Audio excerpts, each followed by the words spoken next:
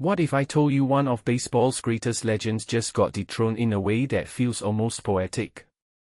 Max Scherzer, the modern strikeout king, quietly passed Walter Johnson, a name most casual fans only know from dusty history books, for 10th place on MLB's all-time strikeout list. And here's the kicker, he did it in Philadelphia, a place where he's basically a visiting nemesis. Let me unpack why this moment matters way more than the highlights suggest. First, let's talk about Walter Johnson. The guy was a titan of the dead ball era, a pitcher so dominant they called him the Big Train because he looked unstoppable. But here's the thing, Johnson pitched in a time when strikeouts were rare.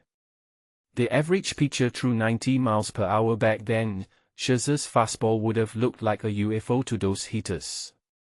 So when I see Scherzer passing Johnson, I don't see a simple stat update, I see a collision of eras. This is the old guard meeting the steroid-fueled, velocity-obsessed modern game. And Scherzer? He's the guy bridging the gap, somehow both a throwback grinder and a product of modern analytics. Now, why Philadelphia? That's the detail that made me pause. Scherzer has more strikeouts against the Phillies than any team, 255, to be exact. If you're a pitcher, Citizens Bank Park should feel like a vacation destination, right?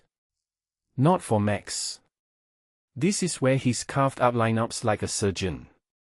But here's the twist, after his milestone strikeout, he immediately gave up back-to-back homers. That's Scherzer in a nutshell. He'll punch out the side with that snarling intensity, then laugh at the idea of a moment of triumph by letting the next two batters go yard. It's like he thrives on chaos. Let's zoom out.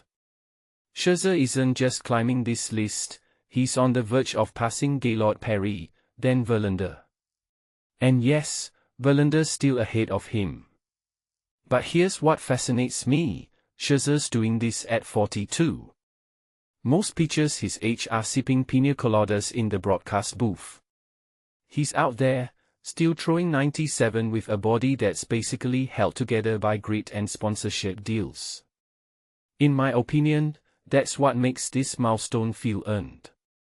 It's not just longevity, it's the way he's fought through injuries, trades, and the natural decay of age to stay relevant. But wait, should we even measure greatness by strikeouts? That's the debate this moment sparks. Scherzer's career is a masterclass in adapting to the times. In an era where starters are expected to punch people out or get out, he's mastered the art of the K. But what many overlook is that he's also a throwback competitor.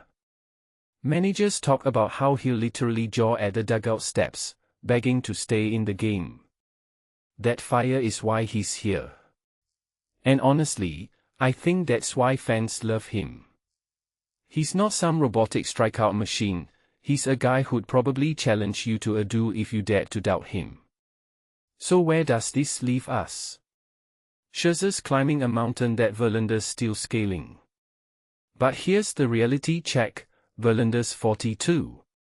The top of this list is basically a retirement home for all-timers. Which makes me wonder, how many more chapters do we get with Max? 5 years from now, when he's inducted into the Hall of Fame, will we remember the stats or the moments?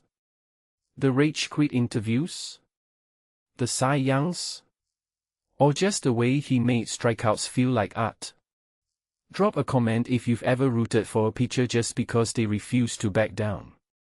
And if you're wondering where Scherzer's headed next, keep watching. This train ain't stopping at 10th place.